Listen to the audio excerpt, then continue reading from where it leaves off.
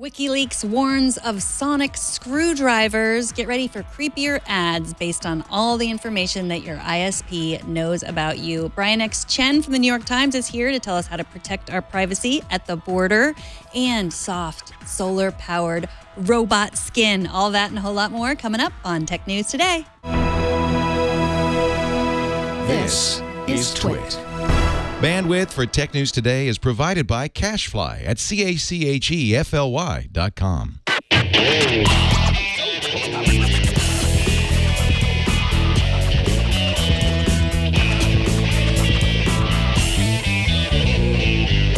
This is Tech News Today, episode 1731, recorded Thursday, March 23rd, 2017.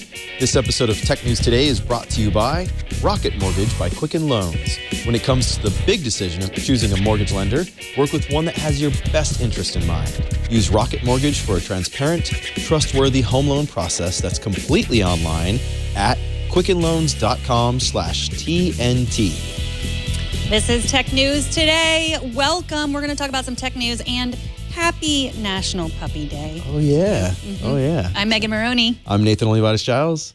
And today, Brian X. Chen of the New York Times is going to join us with some tips on how to secure your data and devices while traveling internationally. But first, let's dive into today's top tech news stories. Megan? Wikileaks wants to give you a friendly reminder to update your Mac and your iPhone, and their way of giving us this friendly reminder is by dropping a whole new bunch of Vault 7 documents. Now, these are called dark matter, which contain documentation, alleged documentation for CIA projects that can infect Mac at the firmware level, or could infect Macs at the firmware level. These documents are over a decade old. All of the holes that were exploited on the Mac and the iPhone in these documents have been fixed as long as you've been good and gotten your updates. This did not stop Wikileaks from dropping a lot of scary names of tools like Dark Sea Skies and, this is my favorite, the Sonic Screwdriver, which is not a drink as it sounds and should be. If you are a bartender, please make one or tweet at me at Megan Maroney. What drink is the Sonic Screwdriver? Because I would like to know. Yes. These would allow the CIA or another attacker to attack through a USB stick. So maybe it's some kind of drink that you stir with a USB stick. Yeah. Answer my own question there.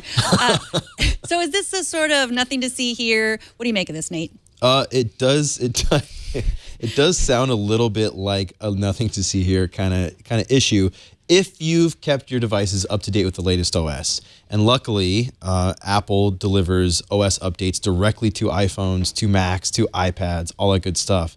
So this is something that was fixed long ago and you won't have to worry about. But if not, this is a good reminder for you to actually stay on top of that. And if you do have a device that's too old to get that latest software update, well, that's a nudge to if you can afford it, upgrade to the newest thing. So this is pretty similar to the documents that came from WikiLeaks a few weeks back. And this was the sort of thing that was fixed. But I do like how these names, like the Sonic Screwdriver, yeah, it sounds like a mixed drink, but it also kind of sounds like some, weird like punch or fighting move from like a Transformers villain or something too. They're kind of crazy. Burke says it's from Doctor Who, which was also where the Weeping Angel was also from Doctor Who. Oh. So you can bring the hip hop knowledge, but not the Doctor Who knowledge. That's you know what? That is one of the weak points in my nerdery is Doctor Who. I really need to spend some time watching it because I hear it's great, and I've only watched a couple episodes on Netflix, so I'm severely lacking. Yeah, that's like our vulnerability, Doctor Who. What about Star Trek? Jason and I also Star Trek. I love Star Trek. Okay, good. All about it. Okay, we've plugged that hole. Good thing. Hip-hop, Star Trek, Star Wars. Burke has the Doctor Who covered for us, so he doesn't speak, but his index cards. Once again, yeah. Thank you, Burke. What could we do without you? Yes. Okay, so the Sonic Screwdriver, already a thing. Already a thing. Thank you. All right. Well, in 2016, 50% of all the active Android phones in the world didn't receive a security patch, with many not getting any OS updates in more than a year. It's ridiculous. Google disclosed this shameful stat in Google's annual Android Security Year in Review, which was released on Thursday. In that post, Google's security team said it's working on new ways to make it easier for hardware partners and telecommunications companies to issue Android OS updates and get these patches out to the public. Google issued Android software updates to 735 million devices from more than 200 manufacturers just last year alone.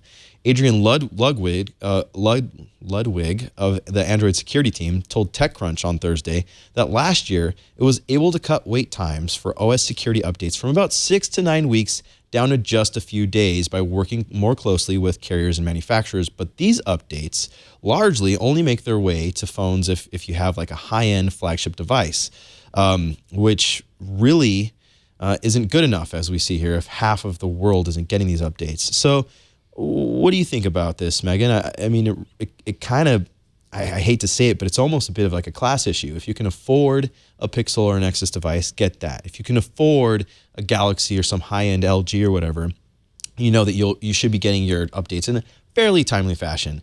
But if you're in an emerging market and you have like a low-cost device, it sounds like you're pretty much out of luck here. Yeah, I mean, I saw in your notes that you were talking about that as a class issue, and I thought we don't really talk about that often. And you just mentioned that before when we were talking about, get your updates if you have a Mac or an iPhone that's too old to get updates by anyone, if you can, Yeah. and that it really is becoming security as a privilege. And I think that we need to talk about that more because it's not okay. It's not okay for only some people to get that, the privacy, that you're allowed, the encryption that you're allowed by just having an iPhone, or just having a Pixel, or just having this, $800 smartphone. Is that the only way we can be secure? I mean, these are a lot of, like you said, emerging markets. It's a lot of people's only device. A lot of people are just using cheaper Android phones instead of even having a computer. Yep. And so they need to do better. How? I don't know, because the way the system works, it is so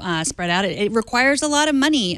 That's what Google said in their post. It requires vigilance and effort and money. And Burke just mentioned that carriers could end this if they wanted to. And, I think that's actually fair. The software updates come free from Google. They go out to the public. And, if it's in a manufacturer or a telecommunications provider's financial interest to get this free software and put it on the device in the first place. Now, granted, they're not necessarily software companies, but it should be in their financial interest to also get that security update for the same software, which they already put on the device, right? Mm-hmm. So they're smart and savvy enough to get the device to work on their network. They're smart and savvy enough to get the operating system to run on the device to sell it to you. So could they end this? It's a very fair question. For comparison's sake, 79% of all iPhones and iPads were running the latest version of Apple's iOS operating system as of February of this year. Now, of course, Apple issues its software updates directly to consumer devices itself. It doesn't have to go through those carrier hurdles, and it doesn't work with any third-party manufacturers the same way that Google does. So, it is a tough problem with Google working with more than 200 hardware makers and really not even having control over who does it. Since the OS is free, any hardware company can just go and get it and put it out there. But it seems like a solvable problem. And I hate that idea that security is a privilege, but the fact of the matter is that's the reality for people these days. And I think that's Google's point, is to not necessarily shame the carriers, but to say, like, here, here's the rate, that people are getting updates. Because I think what they said was that everyone knew the update rate was low, but they all thought it was someone else. So, it's like if they're sort of publicly saying, like, here's the update rate for different carriers and different hardware manufacturers, then it's like, oh, okay, well, I need to do something about it. Yeah. And, we got to give Google a little bit of props here because while this is a ridiculously shameful statistic, and it's years long running now, they are transparent about it. They do put the data out there. Every year they have some egg on their face when they put this stuff out there, but they're open about it. And this year, in both talking to TechCrunch and in the report they wrote up on it, Google said we can do better and we're working on it. So it does seem like some progress is being made, not necessarily fast enough to make me happy, but we do have to give Google some props for that. Well, it is now easier for internet service providers to use, sell, and share our information without our consent. So get ready to see more creepy ads that seem to know you a little too well. The Senate just voted to roll back FCC rules that would prohibit companies like Verizon and Comcast from sharing our data. Critics of the broadband privacy rules that Congress passed in the waning months of the Obama administration say that it targets broadband providers unfairly, but privacy experts call this a crushing loss to privacy. So, of course, the vote still needs to go through the House which has a Republican majority, so it's likely to pass. The EFF says if this goes through, not only will it roll back these Obama-era FCC, privacy rules, it will say that it will permanently ban the FCC from ever writing new privacy rules like this. So Ajit Pai, the head of the FCC, says this establishes a technology-neutral privacy framework for the online world, so everybody gets spied on. Yeah. Wow. This is a family show, so I can't say what I want to say, but it's ridiculous. Like Vizio just ended up settling with the FCC in a lawsuit a few months ago for doing this exact thing, taking this data, not asking for permission first, and then selling it to advertisers. So, this is something we've all agreed on is bad. You have to ask permission. And the fact of the matter is oftentimes in order to use these services, you do have to give permission. There's not even an opt-out. But not even being transparent, not even disclosing what they're doing, removing that layer just seems ridiculous to me. I don't really see what the consumer benefit is here. And I think the all things being equal, everybody's going to get screwed argument is ridiculous. I mean, I'm trying hard to see the other side here. I'm trying hard to see what the potential upside motivation can be, but this seems like a loss for everyone. Mm-hmm. I guess I said everyone gets screwed, but really it's everybody gets to screw us. Yeah, that's what it is. Yeah, really, yeah.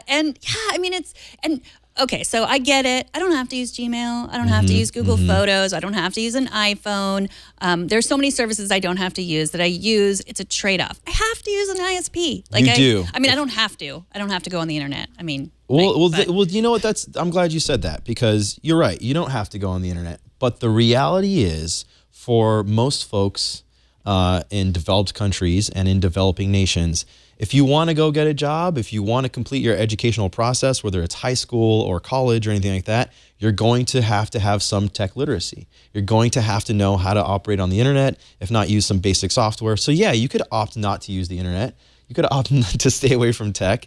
But what that will cost you in terms of social mobility and in terms of being able to survive in this world increasingly, I mean, that could be the difference between being poor or not, So is it really a choice? I'm not so sure. But this highlights a difference that you brought up a couple episodes ago in which the current FCC wants to see things as though the internet service providers are not a public utility. And before, really the way that they were viewing them was as a public utility. So, that itself is an argument that I think we need to have in a public way as to, is access to the internet as important as electricity and water, or is it not? Right. And if so, this data that's being collected, this rich demographic data that takes a look at how old we might be, our income levels, where we live, our political leanings, who we're communicating with, what sorts of things we might want to buy. I mean, this is the sort of demographic data that Google and Facebook and all these companies are built on. ISPs are gonna want this data, but removing that little layer that even lets us know what's happening, that's scary to me. Mm-hmm. Exactly. Well, you're either going to love or hate this, but the emoji reactions you see on Facebook posts, the hearts and smiley faces, the sad faces, and the iconic thumbs up like are all coming to Facebook Messenger, as are @mentions. So the next time you're chatting with a friend in Facebook Messenger, if you use the service, you'll be able to call a friend into the conversation by typing the @ and then their name. And if they like what you said, you might get a heart emoji of approval in return. So what do you think about this? Will this make Messenger a little bit more fun or a bit noisier and more hectic? I don't know if it could possibly get any noisier or hectic than it already is. I mean, the only reason I use Messenger is that it's for certain people that are only there and nowhere else. They use Android phones, or it's just like Leo and I communicate via Messenger. I don't know why we've chosen that, but it just seems to be the place that works best for us. But like now they have the your day, the Facebook day, and I haven't even clicked on any one of those. I don't want any of that. I don't want to see it, and I haven't done any of the filters. I've tried like the group video chat, but just to test it on iOS today.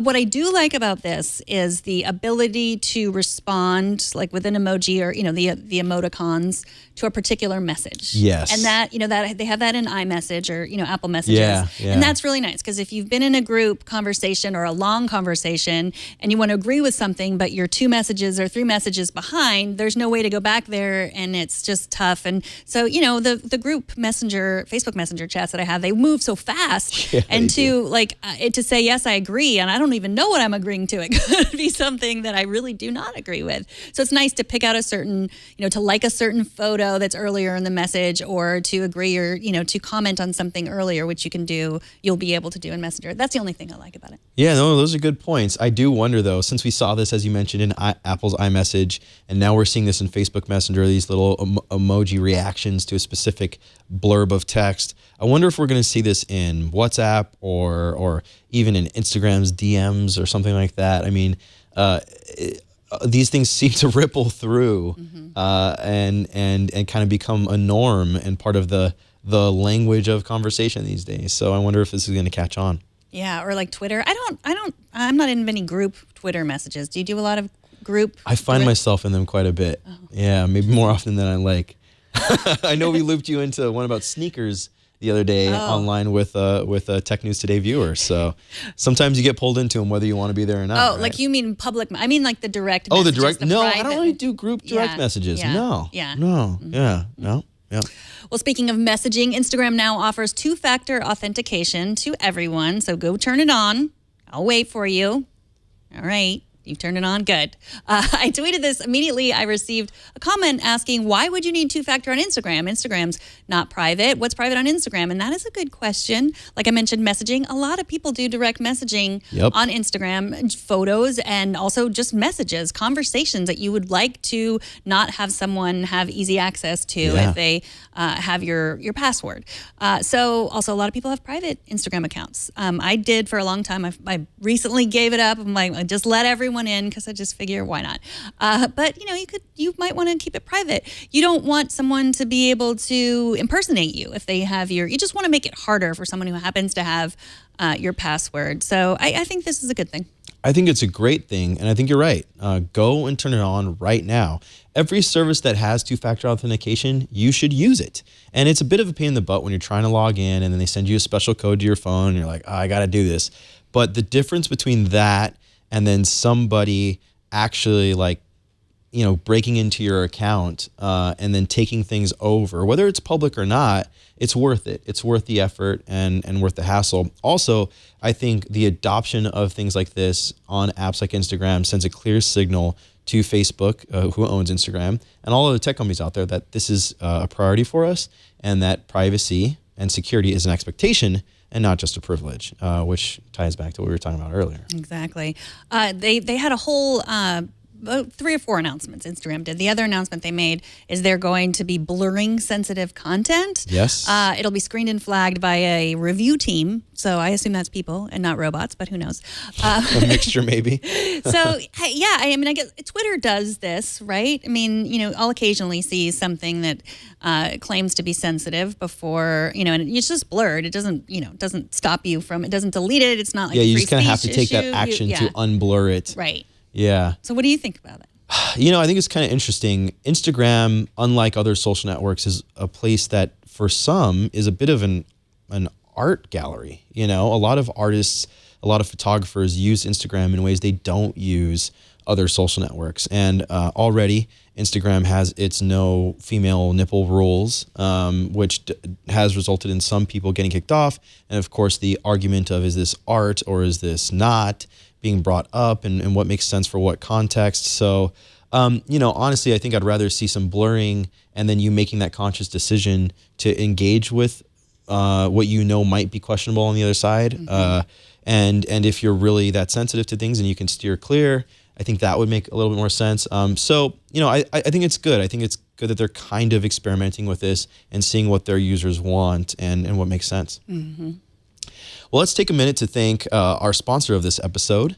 This episode is brought to you by Rocket Mortgage by Quicken Loans. When it comes to the big decision of choosing a mortgage lender, it's important to work with someone you can trust and who has your best interest in mind. And with Rocket Mortgage, it's a lot easier because everything is online as well. So you're not going to have to deal with shuffling around paperwork or standing in long lines. You're going to get a transparent online process that's going to give you the confidence to make an informed decision. With Rocket Mortgage, you can securely share your financial information and get a mortgage approval in minutes. You can even adjust the rate and the length of your loan in real time to make sure that you get the mortgage solution that is right for you. Whether you're looking to buy a home or refinance your existing mortgage, you can lift the burden of getting a home loan with Rocket Mortgage. Skip the bank, skip the waiting, and go completely online at quickenloans.com/TNT. That's quickenloans.com/TNT. Quicken Loans is an equal housing lender licensed in all 50 states. NMLSconsumeraccess.org number 3030. And we thank Rocket Mortgage by Quicken Loans for their support. All right, well, in recent months, some international travelers have been pressured to hand over their smartphones and laptops at the airport. In some cases, travelers have been asked to fork over their passwords. But Brian X. Chen, a columnist and lead consumer tech writer at the New York Times, says you can't provide access to your data if you don't hold the keys. Brian, we're going to get to what you can do to protect yourself in these situations later, but let's start with why governments would even be interested in looking through our phones, tablets, and laptops and other gadgets in the first place.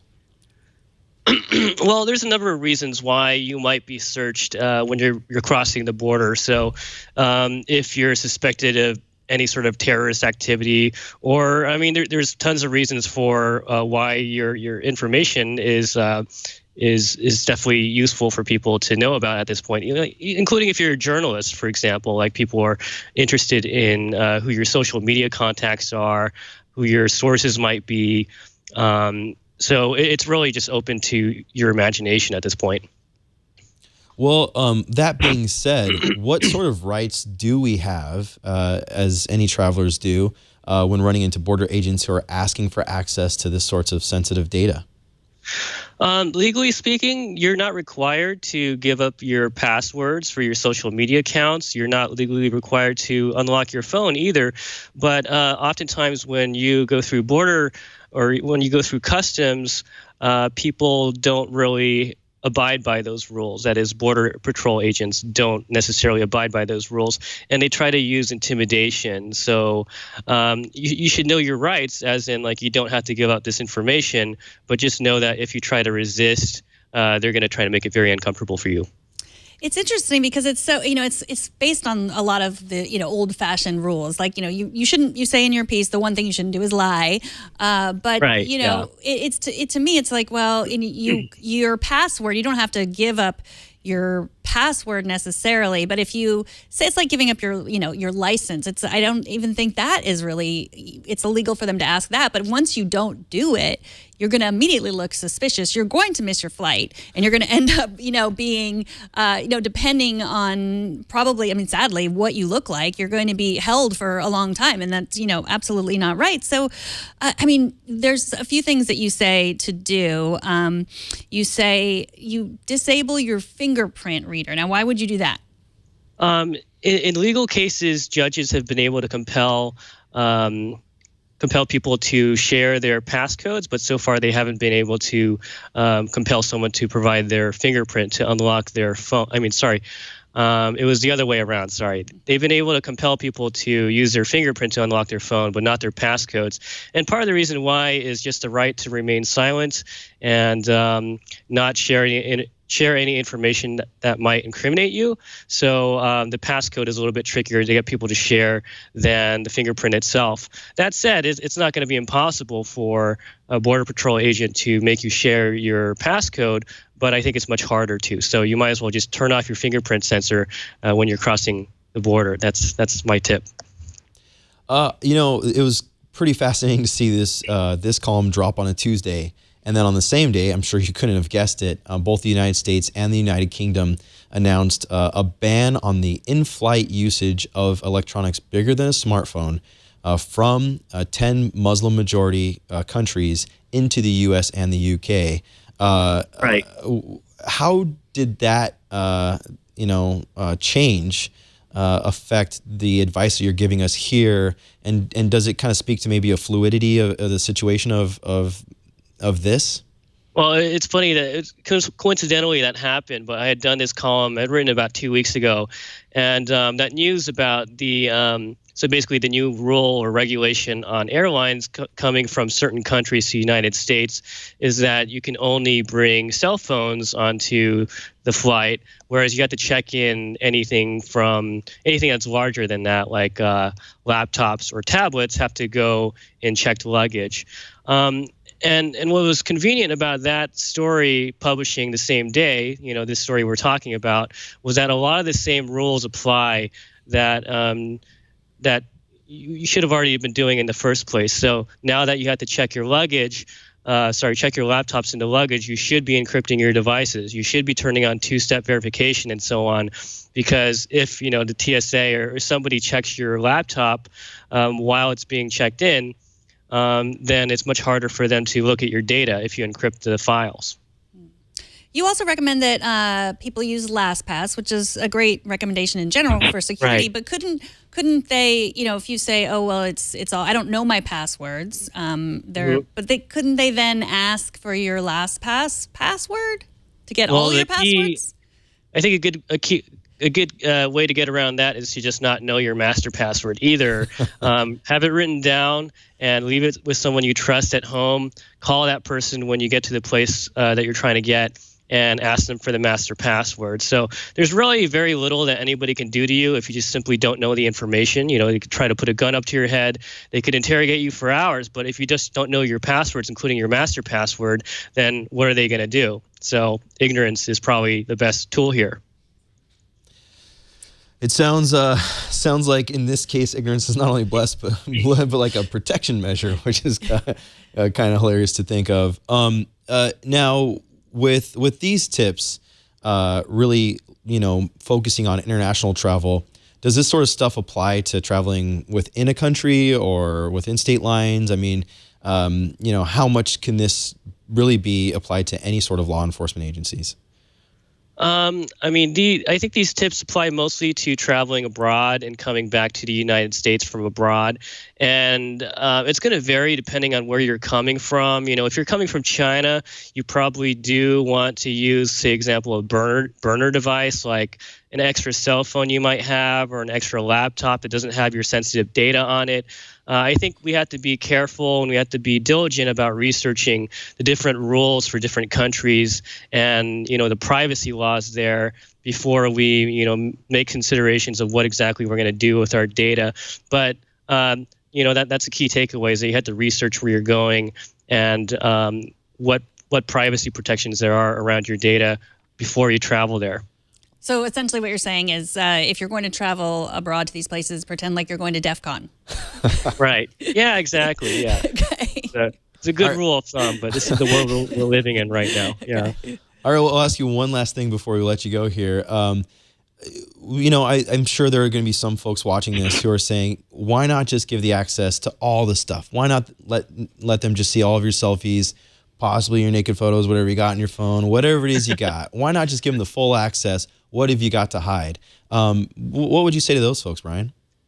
That's it's a strange attitude, it's like, do you really it's like the equivalent of letting in a stranger into your home and letting them just look through all your stuff. Everybody has a right to privacy, especially if you haven't done anything wrong, then you should do whatever you can to safeguard whatever information that you have. If you don't need to be giving this stuff up, then you should make it as hard as possible for people to get access to your information. That's all there is to it. You have a right to privacy. I agree with that. I think that, just for me to say, oh, well, I'm an old white lady. No one cares about me. And, it's like that is a privilege. And I shouldn't, I shouldn't abuse that privilege, I think. It's like Bruce Schneier says, don't send postcards because, it's like we all should put our mail in envelopes because we should all support the fact that everyone deserves to have to be, have privacy. So yeah, I totally agree with this. And it's hard because, I don't want to miss my plane to wherever I'm going. Yep. Like I don't want to have to, sit in a place. But I think that, there are other things you can do, right, besides having to stand up at the airport. I mean, there's organizations that you could support that, other like sign petitions, do all those kinds of things too. Awesome. Yeah, exactly. Well, thanks so much for joining us, Brian. Brian's weekly column, Tech Fix, appears online in the New York Times on Tuesdays and in print on Wednesdays. Is that right? Yeah, exactly. Or print on Thursdays, online on Wednesdays or Tuesdays, depending what mood we're in. But yeah, I mean, you can find me at the New York Times or on Twitter at BXChen. Awesome. Is there anywhere else we can find you online? You can find me on the Buzzkill podcast, which you're also on, which is on SoundCloud. All right. Yeah, sorry. Full disclosure, we're friends, and we make a weekly podcast together. So SoundCloud, iTunes, Google Play, etc. All the places that podcasts can be found. All right. All right. All right. Hey, thanks so much for having me, guys. Thanks, Brian. All right, bye. TNT's fan of the day is Robert D. Seals, who sent us this video on Twitter of him watching TNT. Twitter has had an ongoing grassroots control.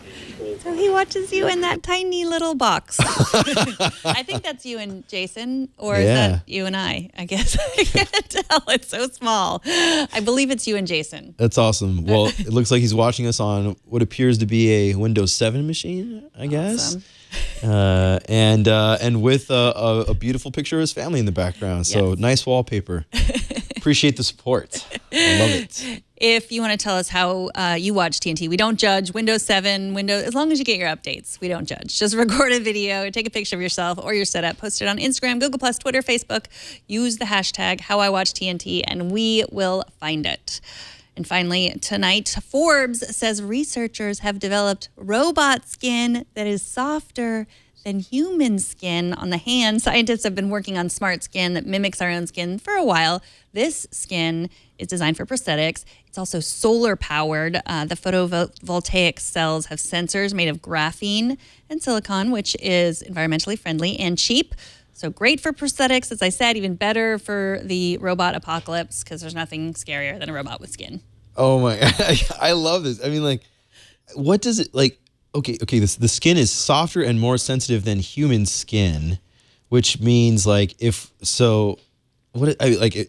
how is that going to feel if we obviously we need to get some of this robot skin in here and touch it and feel it, because I'm having a hard time wrapping my head around this, but it's fascinating, and I can't help but think of like Arnold Schwarzenegger like taking a knife into his body and like cutting off his skin in Terminator 2. So, but no, it's just really fascinating, more sensitive than human skin. And solar powered. I think that it would be amazing if we were going to remove our skin and replace it with this solar powered skin. Like then we could easily charge our devices with our own body. Like if we had solar powered skin. You are your Tesla battery. Yeah, basically. Exactly. That's yeah. So it's soft and you can charge your iPhone. Fascinating. Useful. Tomorrow, we're going to talk to Sam Miskovich from Ars Technica. He'll give us some gaming news, including he'll be talking about a game that you were interested in called Everything, where apparently you can play as anything. Yeah, like a blade of grass, a cow, like a tree. I need to play this game. Yeah, I would like to play a blade of grass. Yeah, I don't really know what you would do. Like, is it going to be like Grand Theft Auto where you're just like a blade of grass and then you're like, robbing a store and stealing a car? Like, what? I have no idea. What do you do? But we're going to get those answers tomorrow. Mm-hmm. All right. Well, TNT records live every Monday through Friday at 4 p.m. Pacific, 7 p.m. Eastern, 2300 UTC at twit.tv/live. And you can be a part of the show by emailing us at tnt@twit.tv and showing up here in our studio audience, or leaving us a short voicemail at 260-TNT-SHOW. You can also hit us up on Twitter at TechNewsTodayTV. And you should subscribe to the show so you're the first one to get it. You're the first one to get the robot skin news, and then you can share it with everyone. Go to twit.tv/TNT, and if you want to tweet at me, I am at Megan Maroney. And I am at Nate OG. Thanks to our technical director, Brian, Burke for helping out in the studio, Kevin for editing the show, and thanks to you for watching Tech News Today and talking tech with us today. And we're going to see you hopefully tomorrow. All right.